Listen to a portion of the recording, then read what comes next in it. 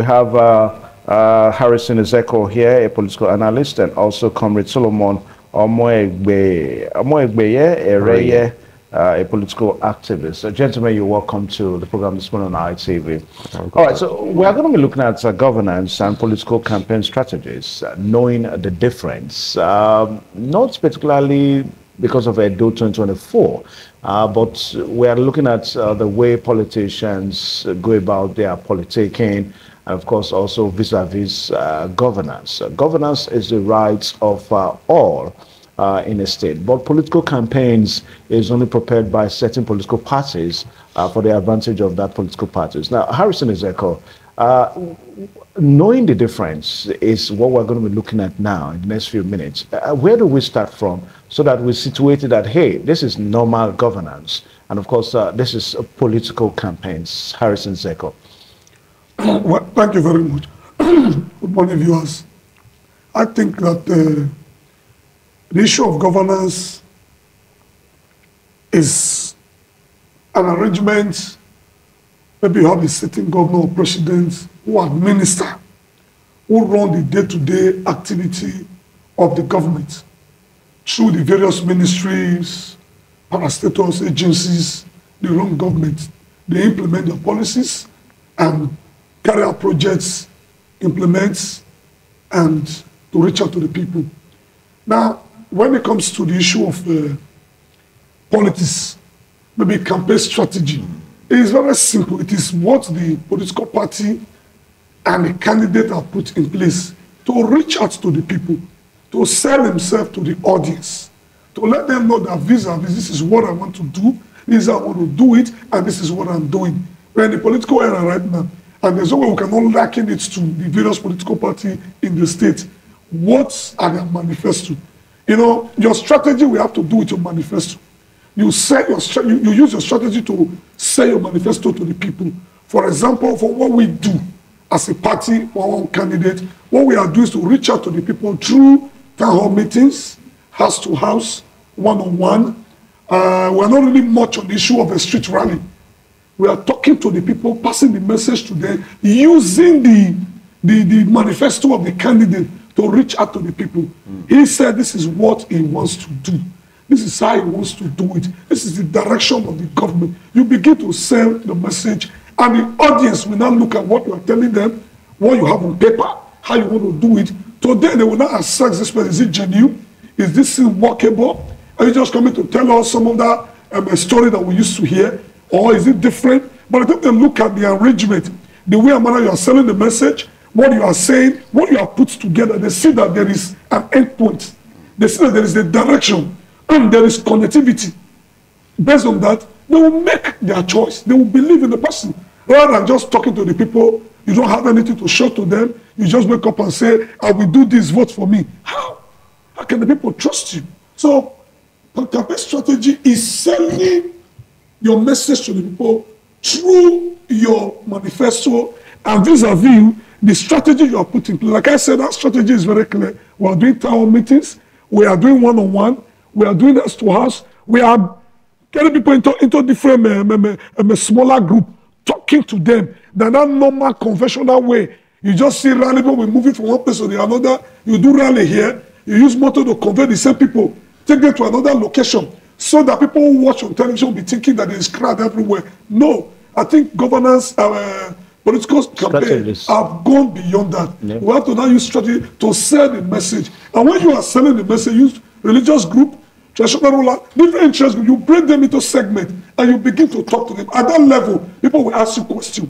They will talk to you one-on-one and they will hear you. They will not know that you are genuine or you are not genuine. But the issue of governance is the person that has been elected to actually take over governance, implement projects. The budget have come. These are things we want to do. The assembly have passed it, and they'll begin to implement and reach out to the people. So it's two different things entirely. Although in this class we try to match everything together, it doesn't mean that because there is an election here that the sitting governor or president cannot implement projects. It's not true. You can do your work. It's a separate thing entirely because system is already on ground to carry out this. You have different ministry, you have your policy, you have your budget, you have the project you said you want to do. Your campaign, political strategy does not stop what you are doing. All like right. in Edoma, governance is going on, politics is going on its own, and everything is working. Okay, now, Solomon, we are looking at a situation whereby the average politician does not take advantage of the period. I mean, he owes the people governance. But what we see in some climes at times is that he begins to use governance as a political campaign tool. Solomon. Good morning. Good morning, viewers at home. Thank you for having me. I listened to my friend seated there, talks about manifesto. You know, before we, obedient, came into the picture, we found out that so many times when there is time for campaign, people come on air, speak big grammar, come with manifesto, this and that and that. At the end of the day, when they are elected, do they really execute what is in the manifesto? No. They don't execute what is in the manifesto. It's not about manifesto. It is about empathy and sympathy. Somebody who is accountable. Somebody who will say, this is what I'm going to do. At the end of the day, he will execute it. Who is accessible? Talk about strategy. People have come up, different candidates, they are doing their strategy on how they can win their election. But for my candidate, he's meeting the grassroots, engaging with the people, telling the people that it is right time that the people are brought back to governance. Your candidate, does he have manifestos? The manifesto is on the way. No, the manifesto is on the way, but I am telling you something that you can hold him accountable for. And this is what he has said. And he's on record that when he emerged, that he is going to do XYZ, talks about the student loan. He talks about the student bursary for those state students. He talks about the loan that is going to give to market women without interest. He talks about the healthcare that is going to do. So it's not about manifesto. It's just mention the key things that is going to benefit the people directly. What do you think is the difference between a party's manifesto and what the candidate talks about? I mean, what is the difference? Does the candidate go around to just say his own words at the expense of the party's manifesto? The manifesto is not a criteria that is going to guarantee that the things in the manifesto is going to be accomplished, is going to be executed. It's just a document. Okay. So the people that elect the government of the day, it is not the manifesto, it's not the document that they are going to benefit. It is the governance that you are going to dispense to them.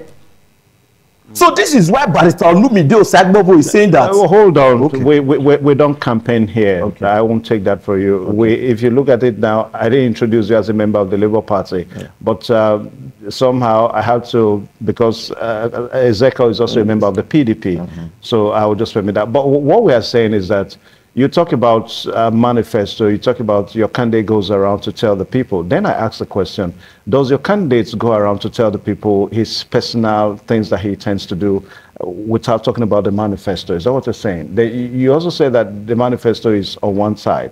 So the manifesto is currently in process. It will be out. But what my candidate is telling to the grassroots today, you don't have a manifesto yet. Is that what you're saying? The manifesto is almost out. The manifesto is almost out. Of the Labour Party? Yes, the manifesto is almost out. It's currently in process. But what I am saying is that dispensing governance to people is not a matter of manifesto. It's a matter of accountability. When you say A, you execute that A in the interest of the people. That is why my candidate is saying that it is high time we bring the people. It is a must, imperatively sacrosanct, that we bring the people back to governance. Because for so long, the people has been taken out of governance. You see today, people are anticipating bad governance, bad governance, bad governance. Have you asked the rationale behind that? It is due to ineffective governance that has emerged, that has accumulated over the years. Not one day.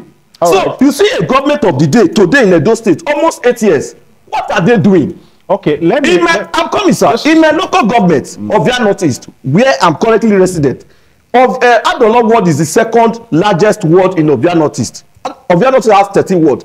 In Adola ward, we have Ekeadola, which is the biggest community. We have Obioge. In Obioge, I can categorically tell you that there is no tied road. Obioge has 8 units as we speak. On the other normal circumstances, Obioge ought to have up to like 40 polling units. But Obioge does not have any tied road from the express that lead to any of the streets. Is that not appalling? Okay, that is the function of the local government to bring to the attention of the state to execute, not just the national. All right, so Harrison Ezeko, you listened to Solomon, when he spoke, he talked about, maybe the way he sees it, that the government of the day in Edo State now is not spreading its tentacles, he talked about Ovioge and Ovia, Northeast, and some other places. I know you want to react to all that. Well, I think, let me stay on course this morning because we are here for a topic outside the issue that is raising. When people come, the problem we have in this country is that we have persons who get into political office without preparation. The only way you can prepare for an office or to tell the people you are running for an office is to have your working document, which is the manifesto. Our own is perhaps pathway to prosperity. And in that manifesto is very clear, 5 cardinal points. But look at the issue of security, education, improving the lives of the people, economy, and good governance. These are the cardinal points of our manifesto. And because of the track record of our candidates who have experience in the corporate world, is going to match words with action and begin to implement this manifesto bit by bit. In doing this, we have chosen a very straight strategy to reach out to the core people by organizing town hall meetings. We organize church program segments. We do one-on-one. All our canvassers, all our people in the field, we are reaching out to the people. And we are bringing out what we have to tell them this is what we want to do. And as I speak, the only party in this election that is prepared, they have a working document, the manifesto, is the PDP. You cannot say no. As we speak, you are not in the other parties, so you cannot say it is public domain. We don't. We have no. The only party that have a document today in a election is the PDP candidate. Are you in other parties? You don't need to be in other parties. You go into to your own idea. Please let me finish. Let me finish. Our manifesto is in the public domain. Pathway to prosperity. Having said that, I want to say something this morning. And those people are not foolish. And those people know those who love them. And those people know the candidate that have the mind of the people.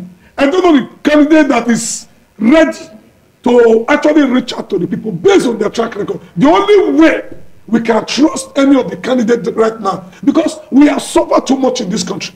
We have suffered too much in Nigeria. Today we cannot eat. We can't buy food. People have lost interest in our leaders. And the only way the people can trust you now is what you have done in the past. Is where you are coming from. That is the only way Edo people can trust any candidate in this election. And we have since presented the profile of our candidate. We know where he's coming from. We know what he has done in the past. We know what he can do. Based on this, that is why people like me is trusting him. Because I am not a conventional politician. I believe in candidates. And that is why we are very happy. I am happy as a person that we have that kind of a man to fly our party ticket. And of course, his deputy. So, and those people will now sit down, watch everybody. Who are the most prepared? Who is telling us, I want to do this. This is how. This is when. In our manifesto, we have a timeline. We have how we want to do it. How we want to put money in the people's pocket. Everything is there. You can Google. You can go to Google, go to social media. Just type it. You see it there. And you read. You see how we want to do it. That is a man that is prepared for governance. To run Edo State. For the issue of the governor not doing projects in Ovioge. Ovioge is just one community out of the millions in Edo State. Obaseki project, it cannot be overemphasized everywhere. As we speak today now, if you drive throughout the law, you go and come out and see Sinokoro. That is the same government is talking about. So I think Edo people are not foolish. They are seeing the project. They know the man that done his part. In less than a few months, Obaseki will be history. He can no longer be a governor. He has done his part. And the Edo people is proud of him. For me as a person, I am proud of him because he took over governor from when others and Oshomo stopped and took it to another level. Okay, one person cannot finish on the project. The next government will now go to Yogi and also do the Johnny Street. Beautiful. Now, Solomon, we are looking at your own candidates now, Olumide Akpata of the Labour Party. You know, the momentum, the momentum in his campaign, some person look at it as very impressive. But the concern also is this momentum transforming it into governance. If he's voted in as the governor, what would you say to that? He was emphasizing on the word manifesto, that some candidates don't have manifesto. Let me put it clear. My candidate has manifesto. He has. And one of the things he's saying that in the area of education, the primary, secondary is going to construct good buildings, put in facilities in place, put in equipment that the people will use, the students will use. In the area of tertiary, which is still in the education, he's saying that he's going to provide student bursary to Edo State students. That when Labour Party government is in Osadebe Avenue, Edo State government house, that Labour Party is going to pay student bursary to Edo State students. That is one of his manifesto. Then two, area of healthcare. He said he's going to provide a functionable healthcare that will have at least one doctor in all the 192 wards across the state. Area of security. He said he's going to collaborate with the communities to ensure that in area where there are flashpoints, the community leaders there, they will bring into the table and ensure that those things are done in the manner of security approach. Then in the area of, what's it called?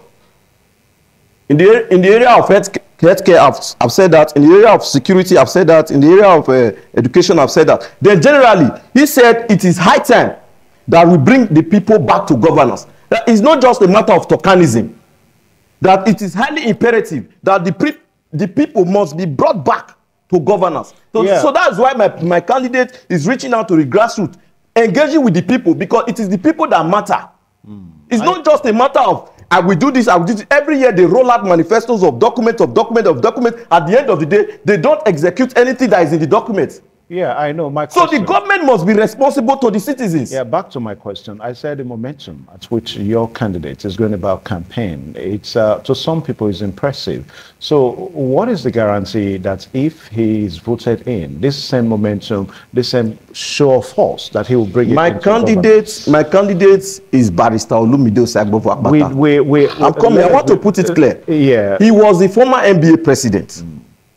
I want to talk about accountability. When he contested, he reached out to the people that this is what I am going to do. I mean the NBA organ. That when I come into office, this is what I'm going to do. And he did it. He even did more. So that is accountable. When people now find out that, yes, this man is contesting to be a candidate of the party, to be a governor of the state, they are throwing their support behind him that, indeed, this man is a man that is accountable and accessible. He's a man who will say, I will do, and he will do it. So this is the main reason why the good people of Edo State is anticipating. And of course, that momentum is going to be sustained. The good people of Edo State is going to be enjoying that dividends of democracy when the people are finally brought back to governance. Look at what is happening in Abia State, Lesotho, the only state governed by Labour Party. Under 1 year, 7 local government, constant light. The road that they said there is Mami water, Papi water, when Labour Party government came into the picture in Abia State, those roads, Mami water and Papi water disappeared. So that momentum is going to be sustained. The people are going to be happy, are going to be rejoicing that indeed there is a good effect of good governance. That indeed the good governance has touched their skin. All right. So Harrison Ezeko, we started by looking at trying to really differentiate what is normal governance that the people are entitled to, and of course looking at political things, campaigns and all that. For most people, they are not so comfortable, most especially when it has to do with incumbent governments in power also contesting an election. I mean, the people begins to wonder that, hey, tiring of roads is normal governance. Don't use it as a campaign tool. So I don't know how you want to react to that. Well, if I may respond to your question, the present government is not contesting. So yeah, he's not contesting, but his party is contesting. His party is there. Is there any way you will talk about good governance that you cannot give account of stewardship of what you have done when you're in office as a party? It's not possible.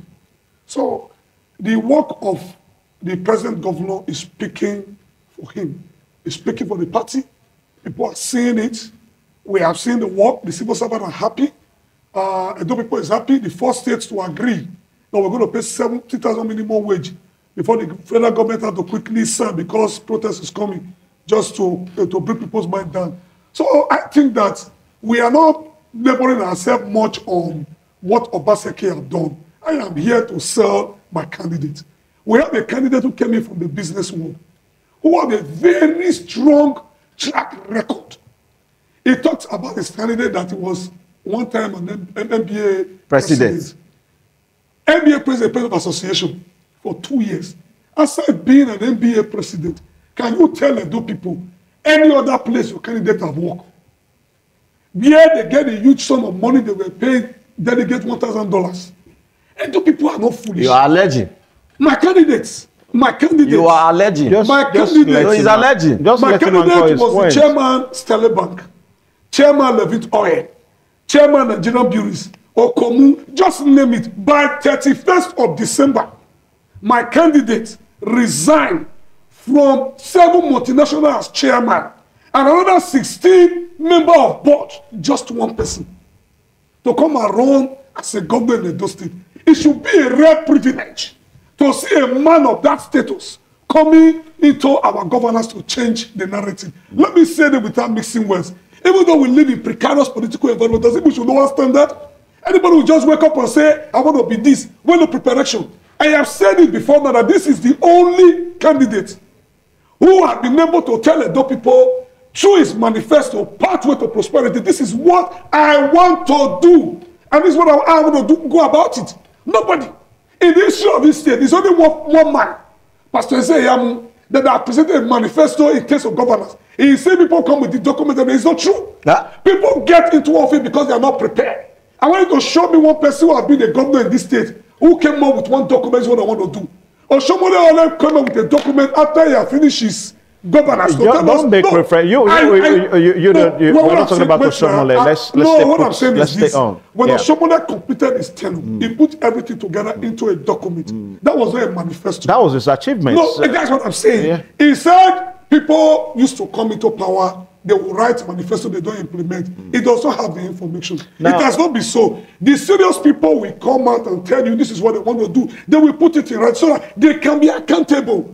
You just talk, even when he was saying they just he couldn't flow. No, because you cannot say so. You cannot say he couldn't flow. Harrison, I won't let you say that. So we have a document I want to work with. The people are seeing the document. We are appealing to the people. Assess our candidate based on his track record. The deputy have been an administrator, have been in government. The successes that Ashoma made in government was attributed to our deputy candidate. Even though our candidate was the anniversary board, even the current governor was the economic team. That means the team, the PDP of Azimbo, we are the one that gave the progress that the former governor made. Okay, Solomon, so I know people we are appealing to you. Harrison, that's okay now. Solomon, I'll let you react before we end this talk show. Now, quickly react to what you said. He's talking about manifesto and he's talking about what the candidate has done in the area of chama. What effect has the candidate brought to the good people? Wait now, you are laughing. What is the effect that the candidate has brought to where he came from? See, Edo people cannot be subterfuge. What I hear today is propaganda of this person is from here, this person is from there. This is a candidate that has been in the government as an economic advisor to the state. And today, the incumbent wants to pass through the back door to probably run a 3-10. No, now, Edo people are not foolish. How do you mean by 3-10? Edo people are not foolish. The good people of Edo State cannot be subterfuge into any form of deceit or propaganda that this person is from there, this person is black, this person is white. No. Let's give Edo people the best foot forward. And Barrister Olumide Osagbovo Akpata is one of the board member, chairman of Templars. Templars, we know, is a very big chamber. Is a very big law firm. It's a very big law firm, one of the biggest in the country today. He resigned from there as one of the board chairman. Templars? Templars. So he was the former board chairman of Templars before he resigned to contest. He is well to do. He is a man that is accountable and accessible. And that is what the good people of Edo State is at the moment, needs. That's what the good people of Edo State needs at the moment. A man who is accountable and accessible. A man who will say, hey, he will do it. Not a man who will just come up and say, I will do this, I will do that. At the end of the day, they don't do it. To further elucidate on the matter, currently they are even the one in power. They should be working for the people with their Edo State resources. As we speak, Edo State earn up to 60 billion monthly as revenue. What are they using that resources to do to affect the good people of Edo State? So enough of all this propaganda, this person was X, Y, Z. What are you giving the people? What is the benefit of the citizens? What are they benefiting from the system? That's what we should be talking about. That's the effect of governance that we need to bring to the table to the people. That's why Barrister Olumide is saying that it is high time. It is high time we bring the people back to governance. It is imperatively sacrosanct that we bring the people back to governance. Because for so long, the people have been taken out of the equation. We're not supposed to be campaigning here. I won't let you do that. We're not supposed to be campaigning. Mention of names. I had to allow, because he's from the PDP, you are from the Labour Party, so as to balance it up. But we're not supposed to campaign and all that. All right, so I think I'll just give you 30 seconds only. 30 seconds only. Then I'll give him 30 seconds too. Quickly. No, I ended. I'm supposed to end.